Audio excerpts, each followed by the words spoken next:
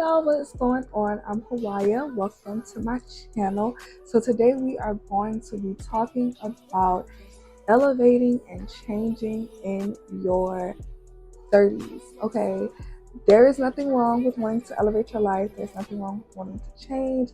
There is nothing wrong with just striving to be a different version of yourself. And as you grow, as you get older, the things that you want change, the life that you want change. You know, you're not the same person you were when you were 21 or 22. So we are going to dive all into some of the best ways to blow up, to change your life, your reality in your 30s. So if you're interested, keep on watching. I just turned 31. I turned 31 a month ago. And I don't know what it is, but I feel like I've been coming across so much content, specifically on TikTok, of people in their 20s just kind of like, I guess, at their wits' end, kind of feel like they're chasing their tail, feeling like they, stressed out, they losing their mind, they not where they want to be. They waking up every day seeing people drive $200,000 cars and they expecting to be making like $600,000, and they're just stressing out because they're not where it is that they want to be. And I have consciously made the choice and the decision to start over in my 30s and to really just have the gumption to go after the life that I've always wanted, to no longer live in that fear of being seen, that fear of being seen trying, that fear of going after what it is that I really want. So I wanted to talk about the steps that I'm taking, and hopefully, it'll help somebody else who is also in this transition period of leaving one way of living and jumping into another reality. First things first that I want to address is I truly, in my heart of hearts, believe that if you are ever in a place where you are not growing, where you are dissatisfied, where you feel like you should be striving or working towards more, there is nothing wrong with shifting. Like, I live for a good pivot moment, and I feel like I'm 31 years old, but if I'm being honest, I feel like I have lived probably like 5 or 6 different lives, and I'm not even kidding. I've had maybe like 3 different businesses, but because of my own fear of failure, fear of just like really putting myself out there, none were successful. But I can say that I've done quite a bit of things. Okay, there is nothing wrong with wanting change. There's nothing wrong with wanting to elevate. There's nothing wrong with wanting to shift directions. There's nothing wrong with going after something new and something different. Now, I do think that there is a fine line with that, because I do think that there is a such thing as destination addiction.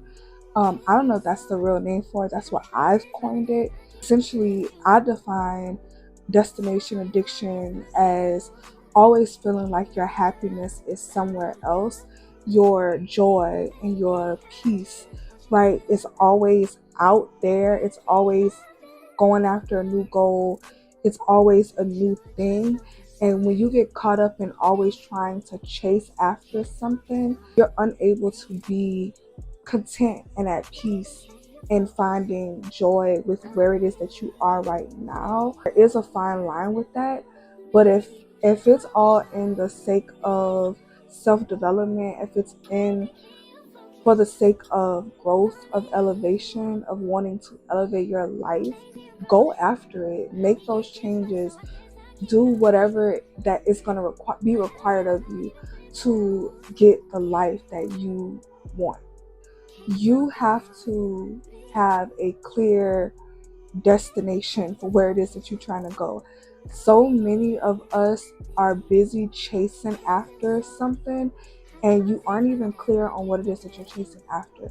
You don't know what it is that you really want. You're looking at your life comparing your life to people's lives that you see on social media. You want the things that they have. It's inorganic, it's not in vibration or in alignment with what God has for you. So that's the first thing that you have to do, right? Like, you first have to become clear on what you want for your life and make a clear like plan, but also leave room for God to work within, work his own plan. You have to have space and a sense of detachment from what it is that you want. I feel like when you're in the energy of just like hardcore going after something, going after something, going after something, you are not fluid at all. You just have a goal and an outcome that you want, and you have no wiggle room at all whatsoever. I think that that's a clear sign that you are not in alignment with what God has for you. Like, you're out of alignment and you're forcing your own will. And I have definitely been that person. I've definitely done that in my life. I have like picked up, completely relocated on the other side of the US. And I know now, looking back on it, that I was outside of God's will for my life. Thinking that I knew better and going after what I wanted ended up bringing me right back to where I had previously left from. So yeah, you go through things and you'll survive. Like, you're not gonna die. God is gonna keep you. But there is a lot of hardship that you put yourself through that is unnecessary if you would just align your goals and your desires and your dreams to what is truly in your heart and what is in God's will for your life. Next thing that I have done on this journey of, changing and evolving within my 30s is being very clear on what it is going to require of me to become the person that wants or that has what it is that I desire to have, the life that I desire to create.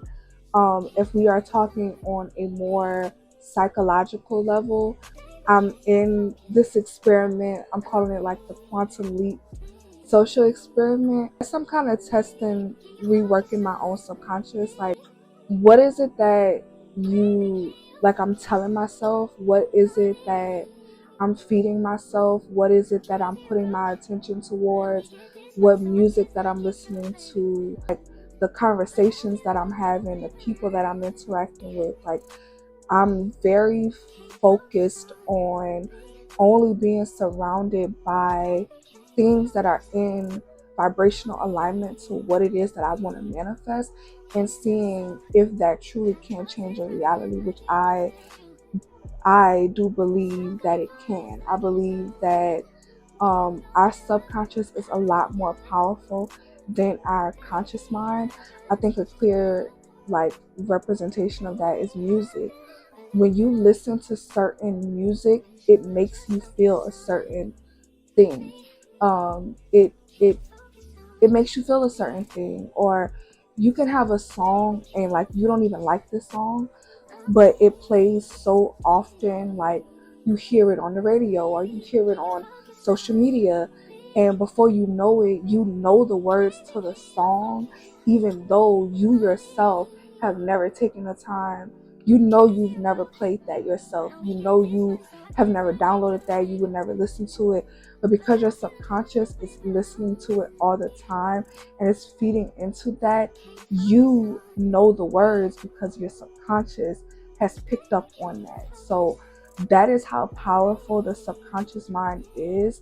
And I think when we start to align ourselves to the vibration of what it is that we want, so what habits, that future version of myself, what habits does she have? How does she spend her time?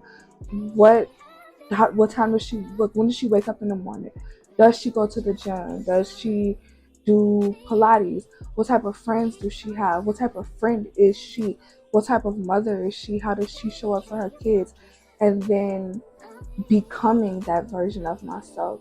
So waking up every day at a certain time, having a solid morning routine and night routine, working out consistently on a daily, not daily, but on, I work out 5 days a week. So like a consistent basis, being very conscious of falling into the energy of the vibration of gratitude, right?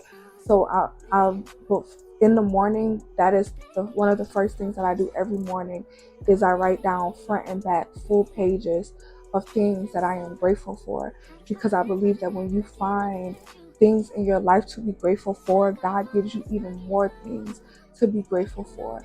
So falling into that habit, in the morning and before bed, just showing how thankful and grateful you are for your life, being more present in right now, being content in right now, finding joy and happiness and just peace where I am right now in this little space that I've cultivated that is mine, like being at peace with me, and then aligning my daily habits to that version of myself.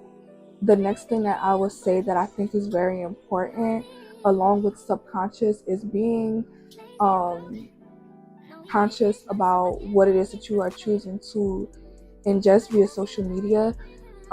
Social media algorithms are so sensitive, and they're so much catered to what it is that you want to see.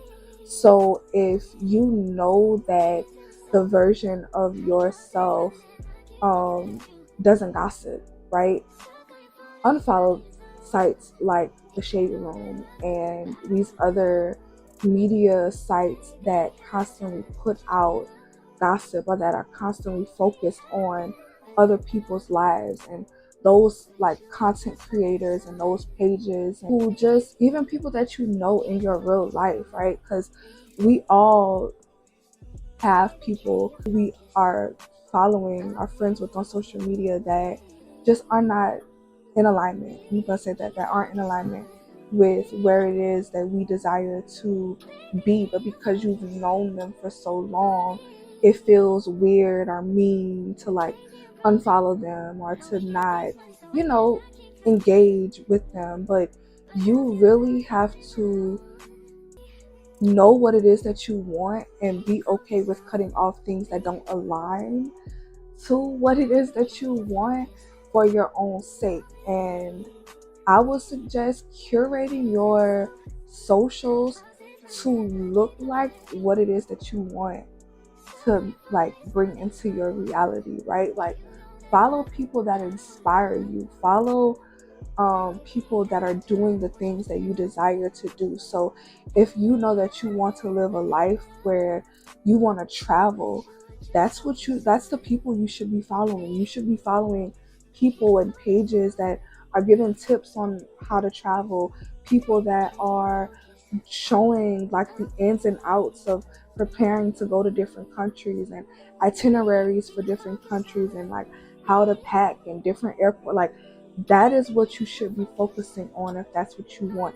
If you desire to be a content creator, you need to follow and really hone in on those creators that are posting and showing up how you want to show up, right? Like get in tune with that, see what they do, how they edit, what they post, the different angles that they post, so that you can incorporate that into your own content. If you desire to do filmmaking or fashion or whatever it is, follow the people that are doing the things that you want to do, because you cannot be seeking advice or seeking answers from people who have never done the things that it is that you are desiring to do in your life.